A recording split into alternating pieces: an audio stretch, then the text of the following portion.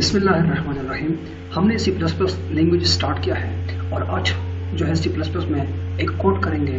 वो कोड इस तरह होगा कि हम यूज़र से एक इनपुट लेंगे। अगर वो इनपुट जो है वो 0 से लेस है तो उसके लिए तो वो जो है स्क्रीन पर शो नहीं होगा, यानी डिस्प्ले नहीं होगा। अगर वो 0 से ऊपर है, 0 से बड़ी है, तो जो है वो स्क्रीन पर डिस्प्ले हो जाएगा। ठीक है। सो इस तरह कोड हम करेंगे।